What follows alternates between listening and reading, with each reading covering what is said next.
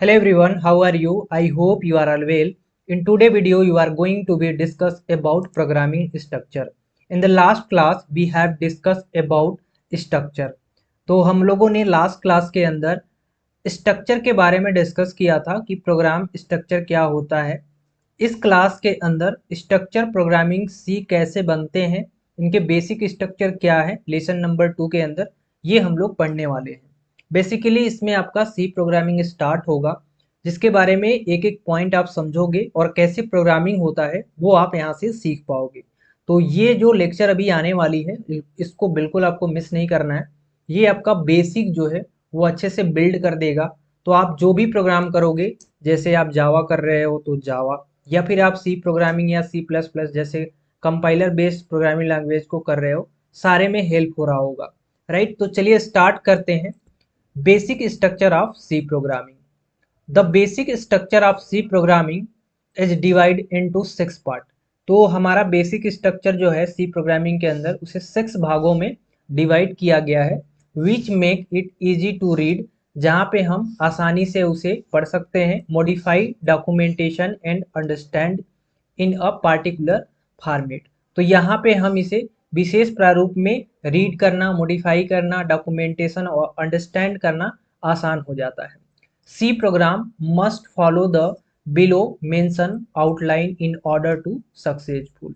यहाँ पे हमारा सी प्रोग्राम को सक्सेसफुल कंपाइल एंड एग्जीक्यूशन करने के लिए, राइट, यानी हमें कंपाइल एंड एग्जीक्यूशन करने के लिए जो भी हमारे पास रूल्स होते हैं, ठीक है, जो भी हमारे एक रूपरेखा होते हैं उनको पालन करने होते हैं, तब हमारा सी प्रोग्रामिंग जो है वो सक्सेसफुल होता है। राइट, एजुकेशन एंड कंपाइलिंग होती है, ठीक है, जिसमें हम debugging is easy to well structure C programming. तो यहाँ पे हम अच्छी तरह से हम अपना जो भी प्रोग्रामिंग स्ट्रक्चर है उसको आसानी से डिबगिंग आसान से कर सकते हैं। डिबगिंग का मतलब होता है कि हम जो भी हमारे पास प्रॉब्लम्स है उनको रिसॉल्व करना। राइट, तो चलिए स्टार्ट करते हैं आगे। हमारा जो बेसिक स्ट्रक्चर सी प्रोग्रामिंग के अंदर है उनमें 6 पार्ट कौन कौन से हैं जो हमें प्रोग्राम के अंदर यूज करने होंगे। राइट,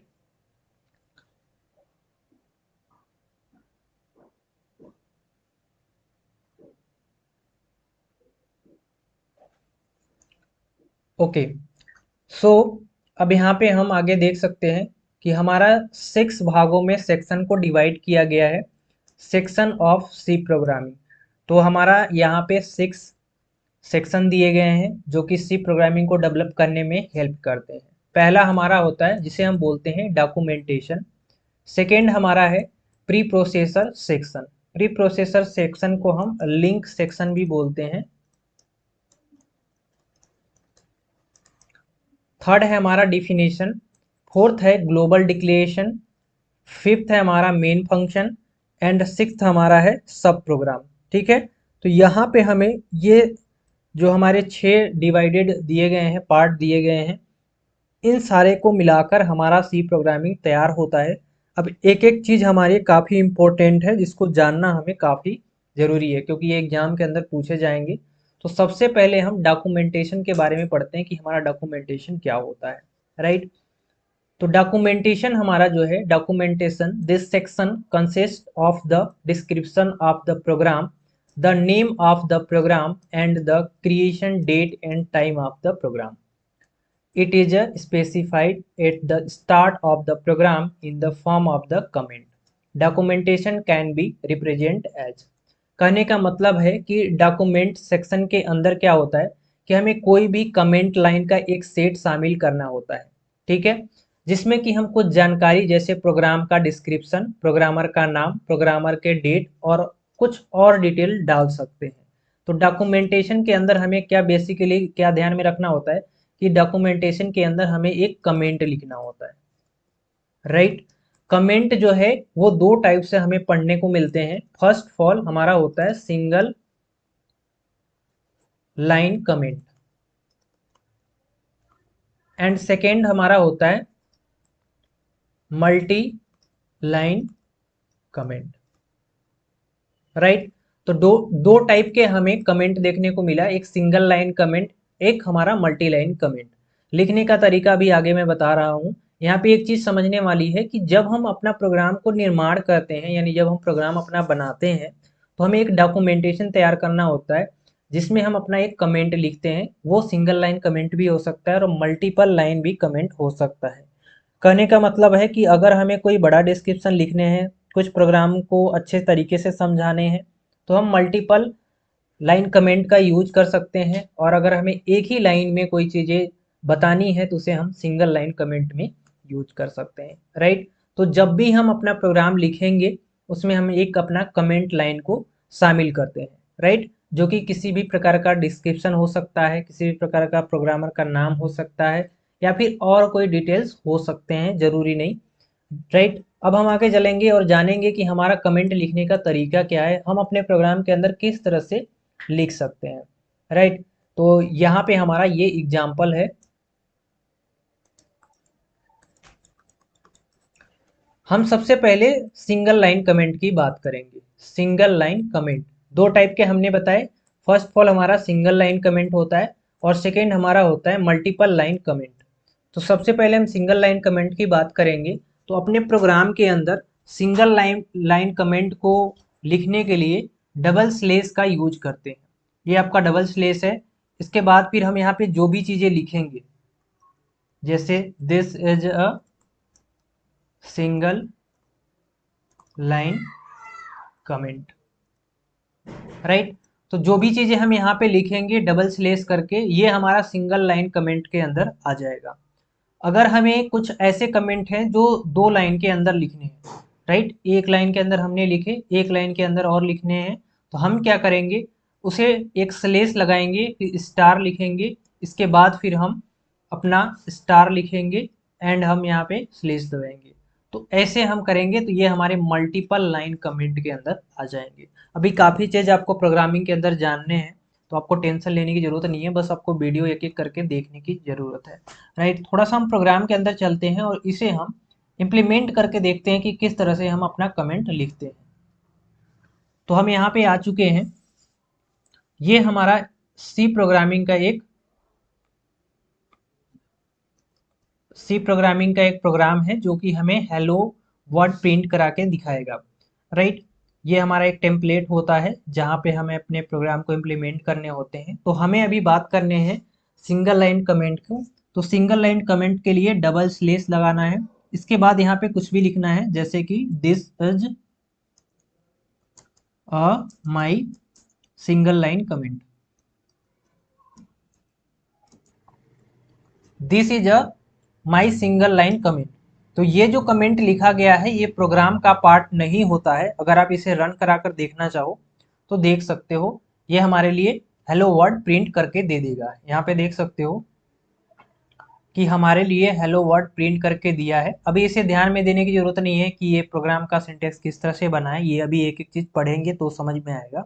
बट आप एक बात समझ लो कि यहाँ पे हमारा हेलो वर्ड प्रिंट हो गया, यहाँ पे हमने डबल स्लेस लगाए और यहाँ पे हम अपना कमेंट लिख दिए, कोई भी प्रोग्राम के अंदर प्रॉब्लम नहीं हुआ। अगर हम यही चीज़ें, अगर यहाँ पे जो स्लेस लगा है अगर हम इसे हटा देते हैं, राइट, अब हम इसे रन कराते हैं तो हमारे लिए कंपाइलर एरर आ जाएगा।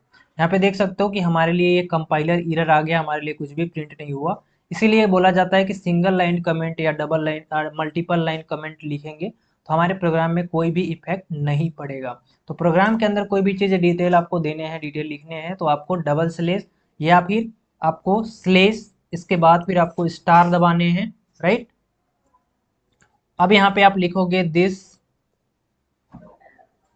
Is my multiple comment, okay. अब यहाँ पे क्या करना है कि पहले आपको स्टार दबाने हैं, इसके बाद फिर आपको स्लेस लगाने हैं, राइट। तो जैसे ही आप यहाँ पे करेंगे ये भी आपका एक कमेंट हो जाएगा जो मल्टीपल लाइन के लिए काम करता है, ओके। अब भी आप इसे रन कराओगे तो आपके लिए हेलो वर्ड प्रिंट हो जाएगा। देखो यहाँ पे प्रिंट हो गया। तो मतलब क्या हुआ कि हमारा जो भी ये प्रोग्राम यहाँ पे है, हमें इसके अंदर कमेंट लिखने हैं तो हमें या तो डबल स्लेस या फिर हम क्या करेंगे, स्टार्स पहले स्लेश स्टार फिर अपना कमेंट लिखेंगे, फिर स्टार स्लेश के साथ इसे क्लोज करेंगे। तो हम इस तरह से कमेंट अपना लिख सकते हैं। तो ये होता है हमारा डॉक्यूमेंटेशन के अंदर। आई होप कि आपको कमेंट के बारे में समझ में आ गया होगा। अभी इसके बारे में और डिटेल बाद में पढ़ोगे, बट अभी यहाँ तक काफ़ी है।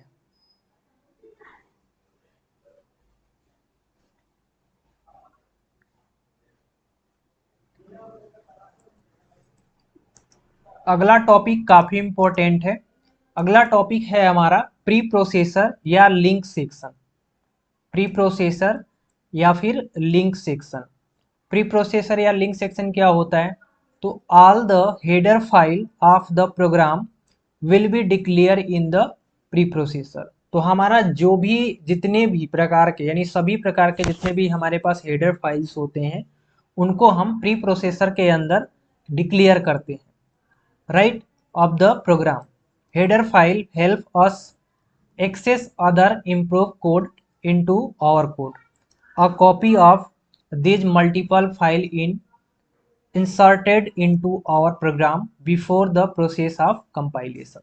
तो हमारा जो प्री प्रोसेसर होता है जिसे हम लिंक सेक्शन बोलते हैं, कंपाइलर को सिस्टम लाइब्रेरी के फंक्शन को लिंक करके ये हमें इंस्ट्रक्शन देती है जिसमें हम सभी प्रकार के जितने भी हमारे पास हेडर फाइल्स होते हैं, जितने भी हमारे पास उसके प्रोग्राम होते हैं, राइट, फंक्शन होते हैं, लाइब्रेरी होते हैं, वो सारे हमें इसके अंदर मिल जाते हैं। ठीक है, तो लिंक सेक्शन कंपाइलर को सिस्टम लाइब्रेरी के फंक्शन को लिंक करके निर्देशित करता है, जिसे हम हैज इंक्लूड, ठीक है, डायरेक्टिव का यूज करते हैं। किसका यूज करते हैं? हैज इंक्लूड का। यहाँ पे आप देख सकते हो एग्जाम्पल में दिया भी गया है हैज इंक्लूड, फिर दिया गया है stdio studio डॉट एच। ठीक है, यहाँ पे हम मैथ डॉट, ठीक है, या फिर और जो भी हमें जिस हिसाब से लाइब्रेरी हमें बनाने होते हैं उस तरह के हम लाइब्रेरी का यूज करते हैं। तो हमें बेसिकली शुरुआत में यूज करना होता है। अभी आप देखोगे प्रोग्राम के अंदर भी ये चीज़ें यूज की गई है।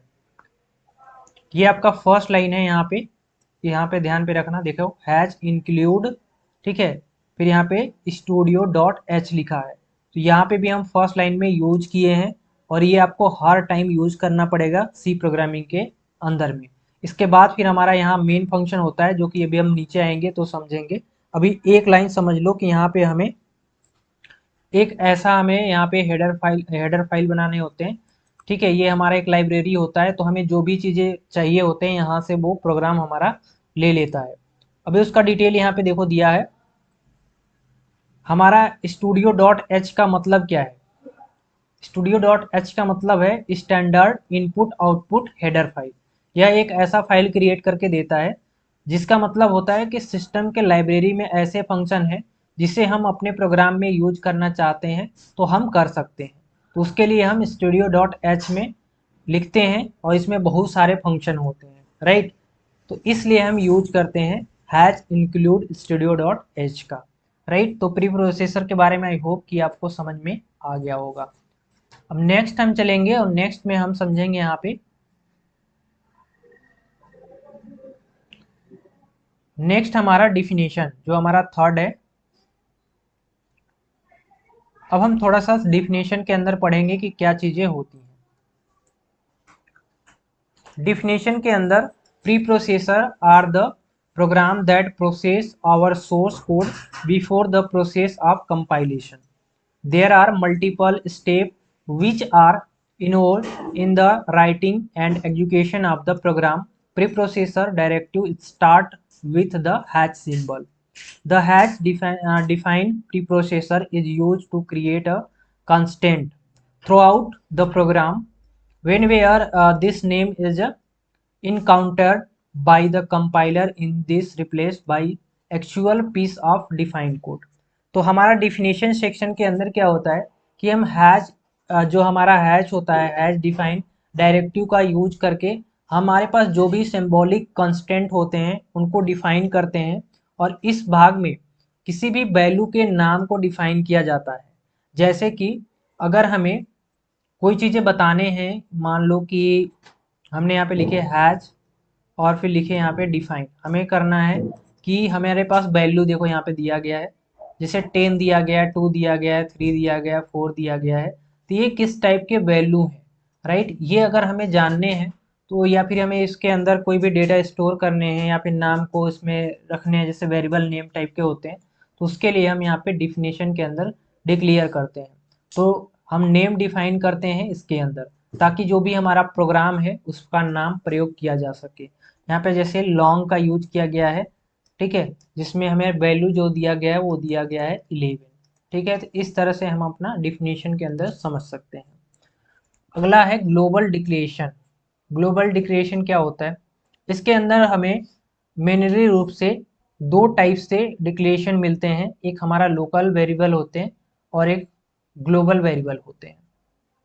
हम इसमें अपना जो भी प्रोग्राम के दिए गए वेरिएबल्स होते हैं, राइट, उनको हम अपने फंक्शन के अंदर और फंक्शन के बाहर यूज करते हैं, ठीक है। तो totally global declaration, the global declaration section constant global variable function declaration and static variable or function which are declared in the scope can be used anywhere in the program। कहने का मतलब है कि हम ग्लोबल वेरिएबल को global declaration section के अंदर declare करते हैं, जो सभी फंक्शन से बाहर होते हैं। इन सेक्शन में सभी यूजर डिफाइन फंक्शन को भी डिक्लेयर किया जाता है। जैसे यहाँ पे हमारा दिया गया है इंट, एग्जाम्पल में इंट का मतलब हो गया इंटीजर टाइप का ये वैल्यू है, और एन यू एम हमारा एक वेरिएबल नेम हो गया, और जहाँ पे हमें वैल्यू दे दी गई है 18, राइट। अभी हम डेटा टाइप के बारे में पढ़ेंगे, तो वहाँ पे हम बताएंगे कि इंटीजर वैल्यू क्या होता है, राइट, फ्लोट वैल्यू क्या होता एंड फ्लोट हो गया, फिर लॉन्ग होते हैं, है ना, करेक्टर होते हैं, स्ट्रिंग होता है। तो बहुत टाइप के हमारे पास डेटा टाइप हैं। इन सारे डेटा टाइप के बारे में भी हम पढ़ेंगे, उसकी आपको टेंशन लेने की ज़रूरत नहीं है।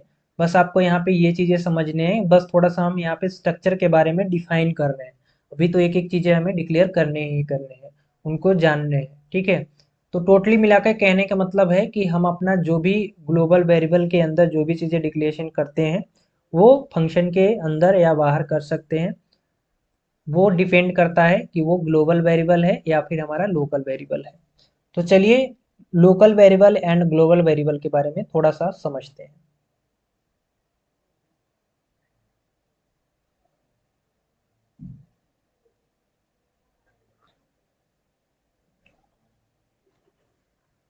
तो हम ग्लोबल डिक्लेरेशन के अंदर ये पढ़ रहे थे कि दो टाइप से हम अपने चीज़ों को डिक्लेयर कर सकते हैं। फर्स्ट में हम लोकल वेरिएबल डिक्लेरेशन करते हैं। फर्स्ट ऑफ ऑल हम क्या करते हैं, लोकल वेरिएबल डिक्लेरेशन करते हैं अपने प्रोग्राम के अंदर। इसमें क्या होता है कि ये एक ऐसा वेरिएबल होता है जिसमें कि मेन फंक्शन के अंदर चीज़ों को डिक्लेयर किया जाता है। लोकल वेरिएबल के अंदर हम जो भी चीज़ें डिक्लेरेशन करेंगे वो हम अपने मेन फंक्शन के अंदर करेंगे। और ग्लोबल वेरिएबल के अंदर क्या होता है कि ये वेरिएबल के जो भी हमारे पास नंबर्स होंगे, जो भी हमारे पास डेटा टाइप होंगे, उनको हम मेन फंक्शन के बाहर यूज करेंगे, यानी बाहर डिक्लेयर करेंगे, राइट। अब इसे कैसे समझ सकते हैं, तो हमारे यहाँ पे एक मेन फंक्शन दिया गया है, एक हमारा ये प्रोग्राम है, राइट।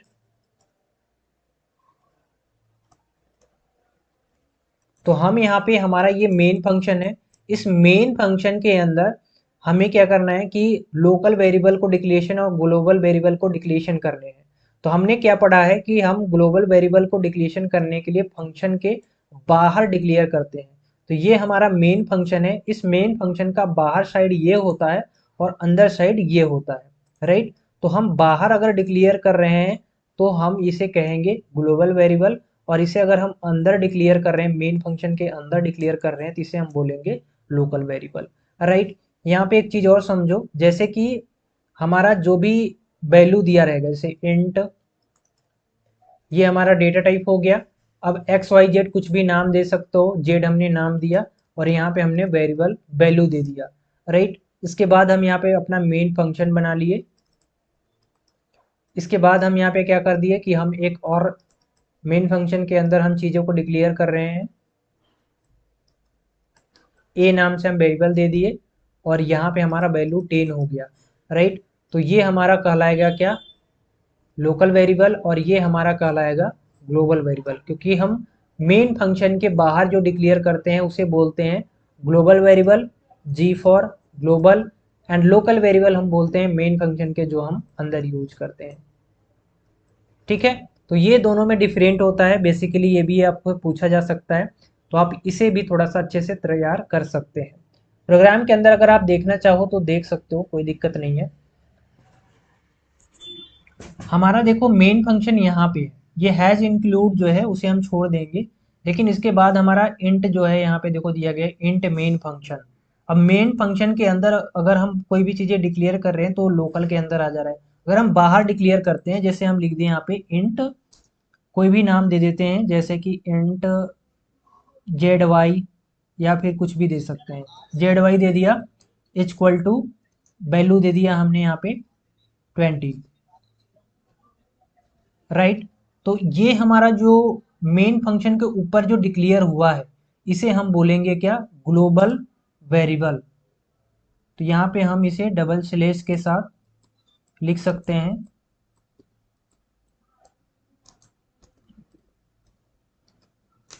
राइट। और अगर हम इस मेन फंक्शन के अंदर कोई भी चीज़ें डिक्लेयर कर रहे हैं, यहाँ पे डिक्लेयर करेंगे जो हमारा प्रिंट फंक्शन है इसके नीचे, यहाँ पे हम लिखेंगे int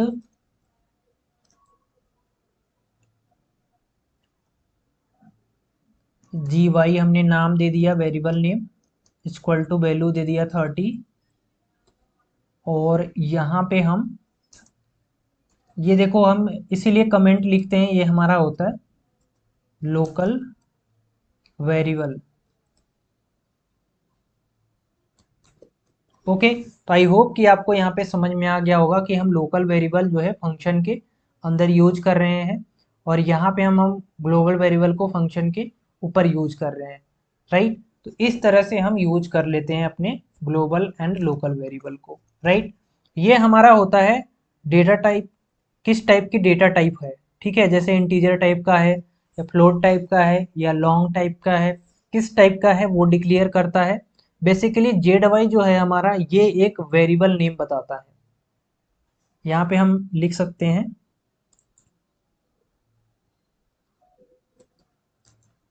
int equal to data type and Z Y equal to variable name, इसे हम वेरिएबल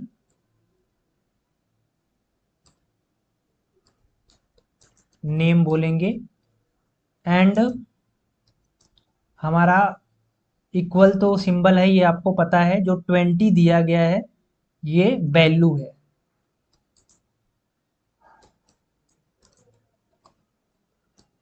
ओके, तो हम इस तरह से समझ सकते हैं कि हमारा इसमें कौन सा डेटा टाइप है और कौन सा इसमें वेरिएबल नेम है और कौन सा इसमें वैल्यू है, ये चीज़ें समझ सकते हैं, ठीक है, इसके लिए भी इसके लिए भी।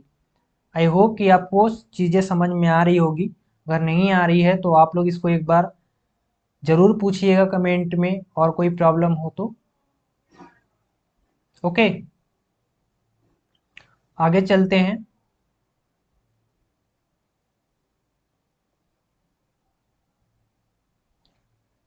अगला हमारा मेन फंक्शन आ गया। अभी हम फंक्शन के बारे में बात कर रहे थे कि हमारा फंक्शन क्या होता है, तो फंक्शन के बारे में भी हम यहाँ पे आ चुके हैं।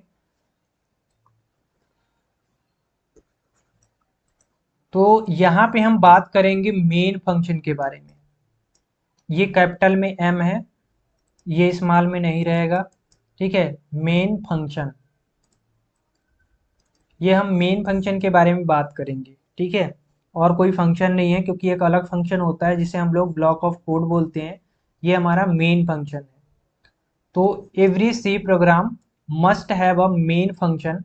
The main function of the program is writing in the section operation like declaration and execution are the performed inside the curly brackets of the main program.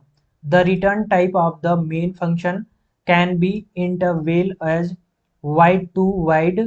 Main tell us compiler that program will not return any value. The int main function tell the compiler that the program will return an integer value. प्रत्येक C program में एक main function अवश्य होता है, यानी हम जो भी सी प्रोग्राम लिखेंगे उसमें हमारा एक मेन फंक्शन होगा जो इंट मेन फंक्शन के नाम से होगा या वाइड मेन फंक्शन के नाम से होगा। मतलब हम जब प्रोग्राम लिखेंगे जैसे हैज इंक्लूड लिखा, ठीक है, जो भी हम लिखेंगे इसके बाद फिर हमारा एक फंक्शन बनेगा, या तो वो इंट फंक्शन मेन फंक्शन होगा या तो वाइड मेन फंक्शन होगा। इन दोनों के किसी भी नाम से हो सकता है, ठीक है। वो प्रोग्राम के या क्वेश्चन पे डिपेंड करता है कि हम वाइड मेन फंक्शन लगाए या इंट मेन फंक्शन लगाए, राइट। तो वही चीज़ यहाँ पे बोला रहा है कि सी प्रोग्राम में एक मेन फंक्शन अवश्य होता है और यह पहला फंक्शन है जिसे हम कंप्यूटर द्वारा एग्जीक्यूट किया जाता है।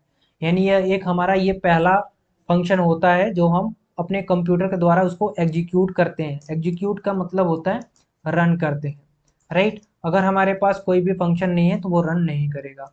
मेन फंक्शन प्रोग्राम के शुरुआत वाले भाग में होता है। यह सी प्रोग्राम के लाइब्रेरी में उपस्थित अन्य फंक्शन के समान ही होता है। पैरेंथेसिस का प्रयोग पैरामीटर पास करने के लिए किया जाता है। तो हम कोई भी पैरामीटर अगर पास कर रहे हैं तो उसके लिए हम पैरेंथेसिस लगाते हैं। ये हमारे मेन फंक्शन को दर्शाता है, राइट। तो आई होप कि आपको मेन फंक्शन के बारे में थोड़ा चीज़ें पता चल गई होगी। और प्रोग्राम के अंदर भी हम यहाँ पे आपको दिखा सकते हैं कि प्रोग्राम के अंदर हमारा मेन फंक्शन कौन है। ये हमारा जैसे ये भाग हम इसे हटा देते हैं अभी, क्योंकि अब हमारे काम लायक नहीं है। ओके, तो हैज इंक्लूड के बाद ये हमारा तो एक लाइब्रेरी हो गया, ठीक है। अब इसके अंदर हमारा यहाँ पे एक मेन फंक्शन से स्टार्ट हो रहा है, तो हमें कंप्यूटर को एग्जीक्यूट कराने हैं तो उसके लिए हम इस मेन फंक्शन को बनाने जरूरी होते हैं, राइट। ये भी हमारा भाग नहीं है तो इसे भी हम यहाँ से हटा सकते हैं। अब हमें कोई भी चीज़ें प्रिंट कराने होते हैं तो हम प्रिंट एफ या फिर प्रिंट के अंदर चीज़ें प्रिंट कराते हैं। तो हम यहाँ पे सी के अंदर प्रिंट एफ लिखते हैं और जो चीज़ें हमें प्रिंट कराने होते हैं यहाँ पे हम लिख देते हैं। यहाँ पे हेलो वर्ड है, यहाँ पे हम किसी का नाम भी लिख सकते हैं। जैसे हम यहाँ पे आर के स्टडी लिखते हैं। हमें जो भी चीज़ें प्रिंट कराने होते हैं वो हम यहाँ से लिख कर चीज़ों को प्रिंट करा सकते हैं, ठीक है। तो हमने ये चीज़ें लिखे और एक चीज़ यहाँ पे ध्यान में रखना कि पैरेंथेसिस लगा हो और यहाँ पे डबल इन्वर्टेड कॉमा लगा हो, ओके। फिर हम इसे रन करा देंगे तो हमारे लिए जो है आर के स्टडी 2.0 प्रिंट हो जाएगा। तो इस बात को यहाँ पे ध्यान में रखेंगे, हमें कोई भी चीज़ें प्रोग्राम के अंदर प्रिंट कराने हैं तो ये चीज़ें लिखना जरूरी पड़ेगा। ये तो बहुत सिंपल सा हमारा कोड है, अभी और बड़े कोड होंगे बट हमें इस सिंपल कोड को ही जानना जरूरी है। तो मेन फंक्शन के बारे में आई होप कि आप सभी लोग को पता चल गया होगा। एंड अब आगे बढ़ते हैं और यहाँ पे हमारा लास्ट है सब प्रोग्राम।